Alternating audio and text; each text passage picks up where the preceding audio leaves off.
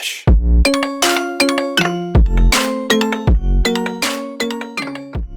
To our break at the top of the hour. We got a couple of questions from the chat if you're interested in Sure. interacting with them. Mr. Joseph Freeze's question: can shadow people attach themselves to someone like other supernatural entities? Yeah, that's a great question. I do get that one quite a bit, and it seems so.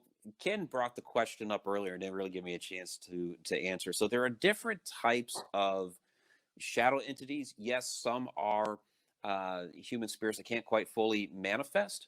And then there are others that are interdimensional beings. Some may even be extraterrestrials. There's a lot of different things that these things could be. So, the ones that do attach and follow seem to be more of the human type, that there's some human spirit that maybe it's even a past family member that wants to tag along for a while, where I've in my research have come across other stories and occasions where it seems that the shadow entity stays where at a particular location. I'll give a quick story where this family with three daughters, the a hat man entity would come into the room at night and always stand at the foot of the one girl's bed, and the other two sisters would lay there and watch this happen. It wasn't every night, but it would be many nights or every couple of nights or what have you. And this went on for years. They moved out of that house. That shadow entity that had been coming into the room did not follow them. Of course, then the question is, did it stay there at that particular house? You'd have to go and hit up the new family, say, "Hey, can we investigate your house?" But that was always an interesting case to me. That here was this shadow person that would visit them routinely, but when they moved, did not follow. Gotcha, exactly. By the way, we have an interdimensional being connection also in the form of one Andrea Perrin.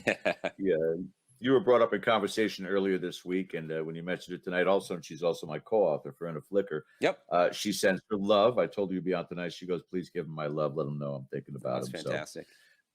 next question is from Michelle Harold. Are there different kinds of shadow people?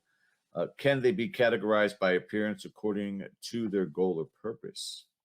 Well, that's typically what we do with shadow people because we're humans and we try to categorize, what we see and experience. So, we have what we call the humanoid figure, the Hat Man, the Black Mist, the Wisp, the Crawler, the hooded figure. So there's all these different types of, forms that we try to associate and give properties to.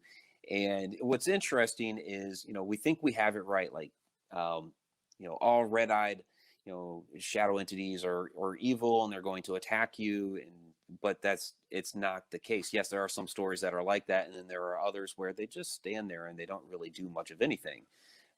But we as humans, of course, try to make those correlations, really because we still don't know for certain what these things are, so we're trying to make some sort of sense of it. And so this, of course, is one of the methods we take in trying to make sense of it all. Exactly. Chuck B says, referring to ancient lore that is still passed down, you are well versed in Western lore. Do you have interest in spreading your media to Eastern lore? Why do you think there is so much of a difference?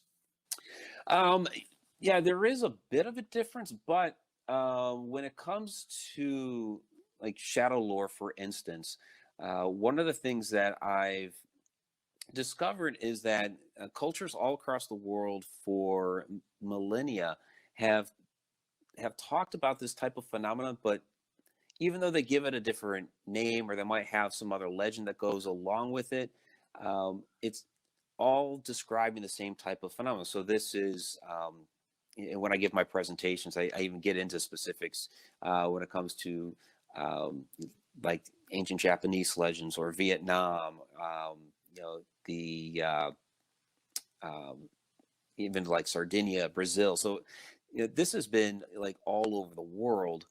Um, yeah, I'd love to verse myself in all cultures. I've done a lot of work with some Egyptian lore and what have you. So uh, it's really extensive, and there's a lot to dive into.